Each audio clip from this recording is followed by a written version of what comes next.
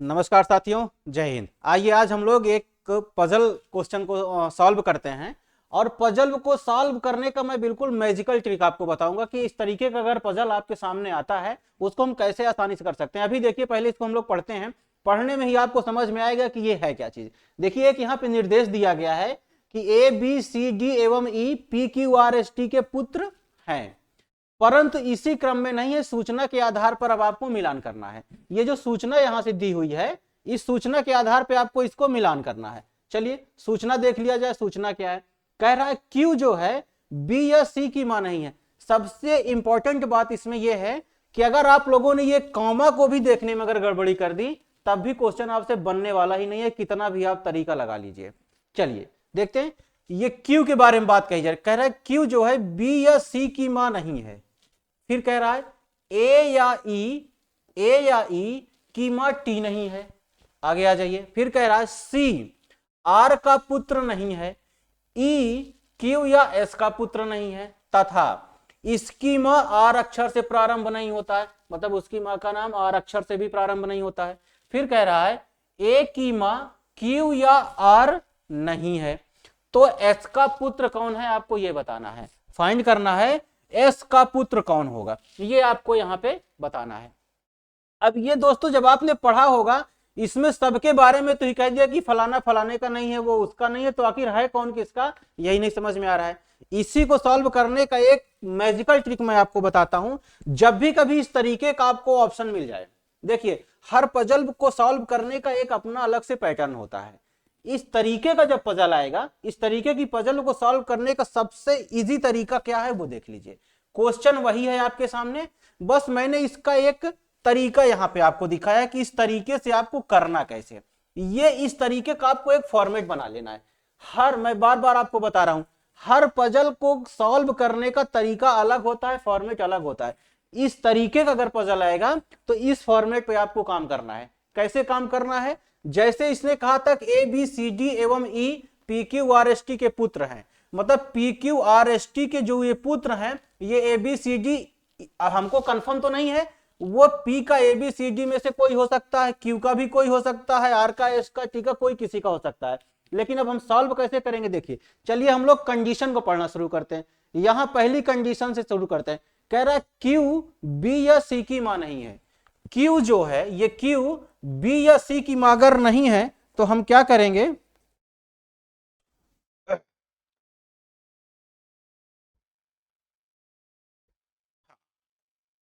पहला कंडीशन कह रहा है क्यू बी या सी की मां नहीं। क्यू बी या सी की मां नहीं है तो बी और सी को यहां से मैं इरेज कर देता हूं। ये बी और सी को मैंने यहां से हटा दिया है। अब आगे आ जाइए। कह रहा है ए या ई की मां टी नहीं है।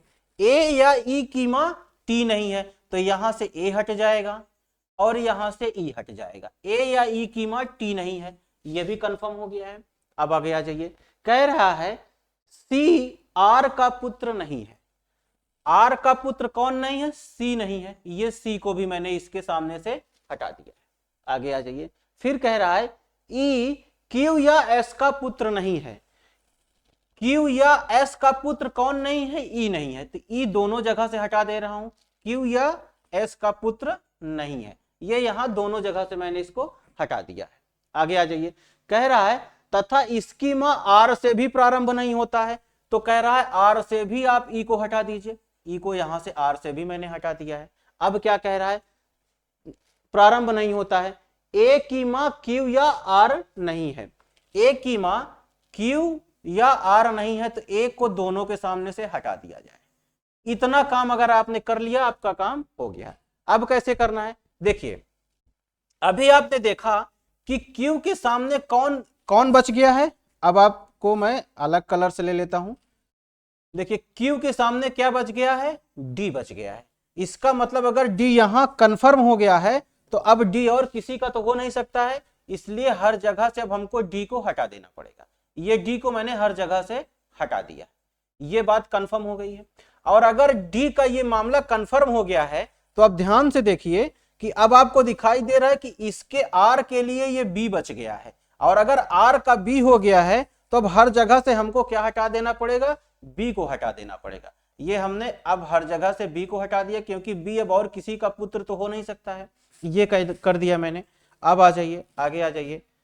अब आप देखिए, अब आपको देखने में ये दिखाई दे रहा है कि यहां से आप देखिए सी का कंफर्म हो गया है, ये सी कंफर्म हो गया है कि ये टी का है, तो अब हर जगह से हमको सी को हटा देना पड़ेगा। ये हर जगह से मैंने सी को भी हटा दिया, यहां से भी मैंने सी को हटा दिया और यहां से भी मैंने सी को हटा दिया है। अब आ जाइए, अब आप देखिए कि यहां से ए कंफर्म हो गया है, और अगर ये ए कंफर्म हो गया है तो अब हमको ऊपर से ए को हटा देना पड़ेगा, क्योंकि अब ए और किसी का पुत्र तो हो नहीं सकता है। ये बात अब कंफर्म हो गई। अब आप देखेंगे कि एक केवल सिंगल बचा था, जो पी का बचा था, और पी के लिए क्या बच गया है, ई बच गया है। अब इससे ये पता चल रहा है, आपका आंसर कह रहा है एस का पुत्र कौन है, एस का पुत्र ए है।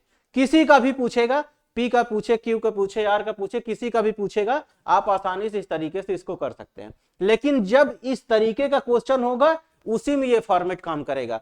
हर पजल में, हर तरीके के क्वेश्चन के लिए हर फॉर्मेट, हर क्वेश्चन में अलग अलग तरीके के फॉर्मेट हम लोग यूज करते हैं। चलिए दोस्तों, अगर ये समझ में आया हो तो आप लोग मुझे कमेंट के माध्यम से बताइएगा, और किस तरीके की पजल आप मुझसे सॉल्व करवाना चाहते हैं वो आप अपने कमेंट के माध्यम से मुझे बता सकते हैं। चलिए फिर मिलते हैं एक नए क्वेश्चन में, तब तक के लिए बहुत बहुत धन्यवाद। जय हिंद, जय भारत, थैंक यू।